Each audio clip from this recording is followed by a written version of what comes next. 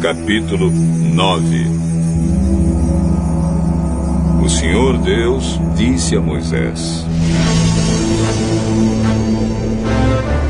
vá falar com o rei e diga que o Senhor, o Deus dos Hebreus, diz o seguinte: deixe que o meu povo saia do país a fim de me adorar.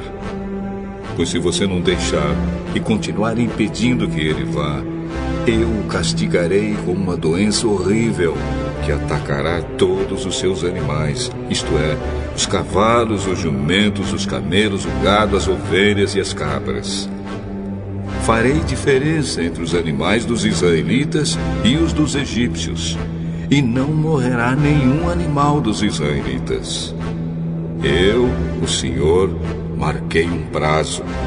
Farei isso amanhã.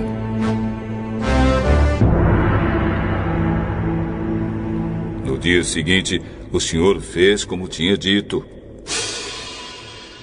E todos os animais dos egípcios morreram. Porém, não morreu nenhum dos animais dos israelitas. O rei mandou ver o que havia acontecido e foi informado de que não havia morrido nenhum animal dos israelitas. Apesar disso, o rei continuou teimando e não deixou o povo ir. Então o Senhor Deus disse a Moisés e a Arão: peguem punhados de cinza de um forno e que Moisés jogue essa cinza para o ar diante do rei do Egito. Ela se espalhará como um pó fino sobre toda a terra do Egito. E em todos os lugares a cinza produzirá tumores, que se abrirão em úlceras nas pessoas e nos animais.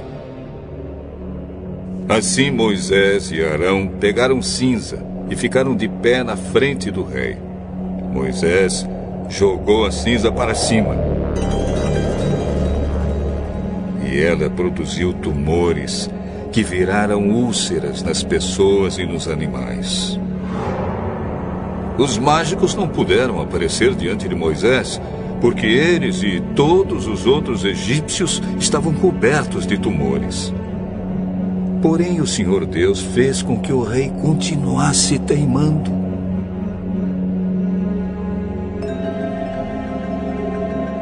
E como o Senhor tinha dito a Moisés, o rei não atendeu o pedido de Moisés e Arão. O Senhor Deus disse a Moisés: amanhã cedo, vá se encontrar com o rei e diga-lhe que o Senhor, o Deus dos Hebreus, diz o seguinte: deixe que o meu povo saia do país a fim de me adorar. Pois desta vez eu vou fazer todas as minhas pragas caírem sobre você, sobre os seus funcionários e sobre o seu povo, para que você fique sabendo que em todo o mundo não há ninguém como eu. Se eu tivesse atacado você e o seu povo com doenças, você já teria sido completamente destruído. Mas estou deixando que você viva para mostrar a você o meu poder e para fazer com que o meu nome seja conhecido no mundo inteiro. Você ainda continua orgulhoso e não quer deixar o meu povo ir. Porém, amanhã, a esta hora, eu vou fazer cair uma chuva de pedra tão forte como nunca houve igual em toda a história do Egito. Portanto, agora mande recolher o seu gado e tudo o que você tem no campo. Se as pessoas e os animais que estiverem no campo não forem para casa, quando cair a chuva de pedra, todos eles morrerão. Alguns funcionários do rei ficaram com medo daquilo que o Senhor tinha dito e levaram seus escravos e os seus animais para os abrigos. Mas os que não deram atenção ao que o Senhor tinha dito, deixaram seus escravos e os seus animais nos campos. Então o Senhor Deus disse a Moisés: levante a mão para o céu, e cairá chuva de pedra em toda a terra do Egito. Cairá sobre o povo, sobre os animais e sobre todas as plantas do campo. Moisés levantou o bastão para o céu.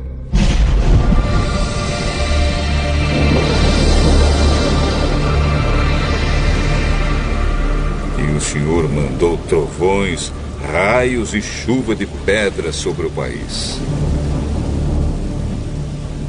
Ele fez cair uma pesada chuva de pedra sobre todo o Egito, e a chuva e os raios caíram sem parar.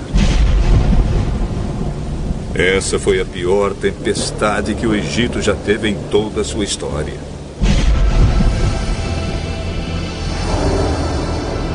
Em todo o Egito, a chuva de pedra acabou com tudo que estava no campo, incluindo as pessoas e os animais. Destruiu todas as plantas e quebrou todas as árvores. Somente na região de Gozém, onde estavam os israelitas, a chuva de pedra não caiu.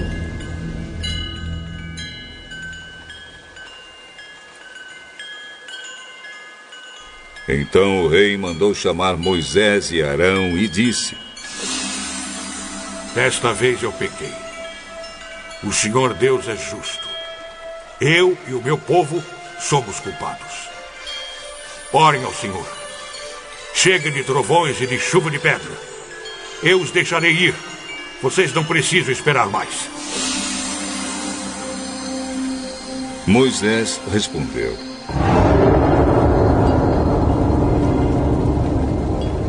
Quando sair da cidade, eu levantarei as mãos em oração a Deus, o Senhor. Os trovões vão parar e não haverá mais chuva de pedra. Isso para que o Senhor, ó Rei, fique sabendo que a terra é de Deus. Mas eu sei que o Senhor e os seus funcionários ainda não temem a Deus, o Senhor. O linho e a cevada foram destruídos, pois a cevada já estava com espigas e o linho estava em flor. Porém, o trigo e o centeio não foram destruídos, pois ainda não haviam brotado. Depois de ter estado com o rei, Moisés saiu da cidade e levantou as mãos em oração a Deus, o Senhor.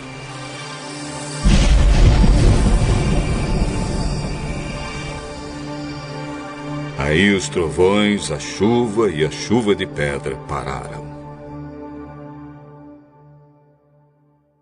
Porém, quando o rei viu que tinha parado de chover e que não trovejava mais, nem caía chuva de pedra, ele tornou a pecar.